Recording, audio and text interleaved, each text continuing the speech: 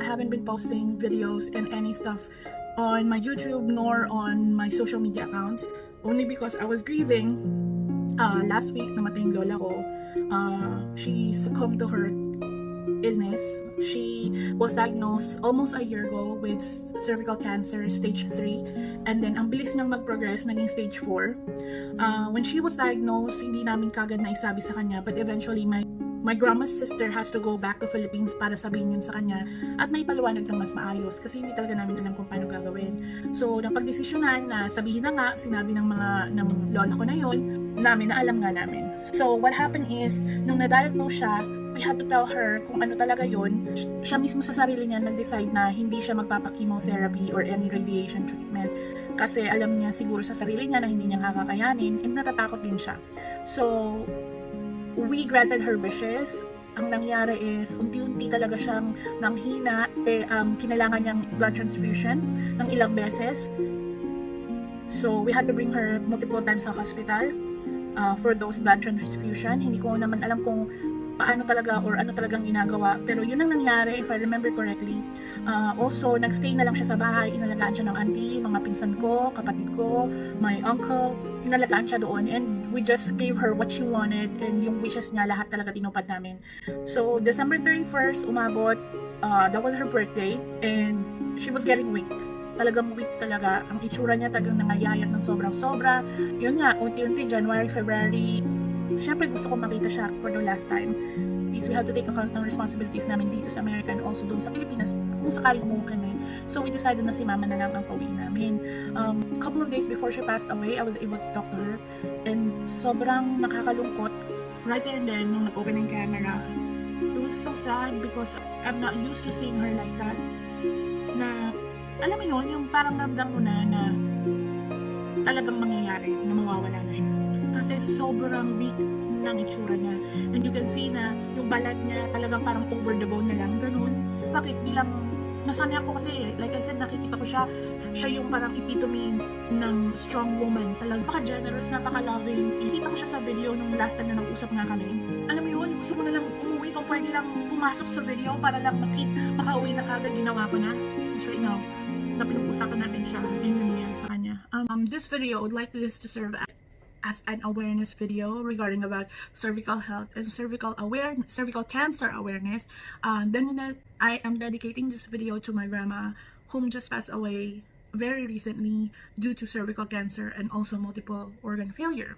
So what is cervical cancer? Cervical cancer is a type of cancer that occurs in the cells of the cervix. Meaning, doon po yon sa puwerta ng isang babae kung saan siya po yung nagkukonekta sa sinapupunan ng babae doon sa vagina. So ngayon, yun yung pa yung lower part of the uterus that connects to the vagina. So bakit nga po ba nagkakaroon ng cervical cancer ang isang tao o isang babae? Dahil po, ang reason po niyan ay naging exposed sa isang virus, ngunit meron na pong paraan ngayon na kung maaga pong ma-detect ang ganitong bagay, maiiwasan po ang pagkakaroon ng cervical cancer. What are the symptoms of cervical cancer?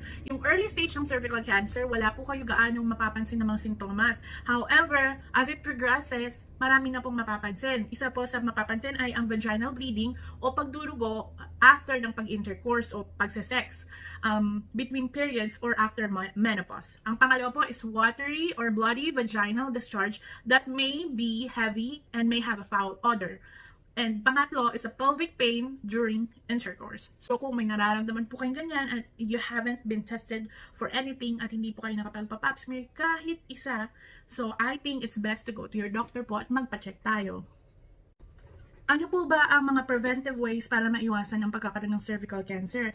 According po sa mayoclinic.org, to reduce your risk of cervical cancer, first thing to do is ask your doctor about the HPV vaccine, which is yung pinitukoy ko na human papilloma virus vaccine na maaari na pong ibigay sa mga 9 years old, nagkakaroon ng sexual exposure, yun pong makakatulong simula ng 9 years old. Pangalawa is to have a routine Pap test. Pap test can detect precancerous conditions of the cervix. Yung nga po, di ba, dahil kinukuhanan nga po ng cells dun sa sa cervix at sa vagina to prevent cervical cancer. So, according po dito sa mayoclinic.org, most medical organizations suggest beginning routine Pap tests at age 21 and repeating them every few years. So, number 3 to prevent cervical cancer is practice safe sex. Reduce your risk of cervical cancer by taking measures to prevent sexually transmitted infections, such as using condoms every time you have sex and limiting the number of sexual partners you have. So, pang-apat po, according here sa Mayo Clinic, is don't smoke. If you don't smoke, don't start. If you do smoke, talk to your doctor about strategies to help you quit. The next thing is, paano naman po na nabibigyan ng diagnosis ang isang tao or isang kababaihan na meron nga sila ng cervical cancer.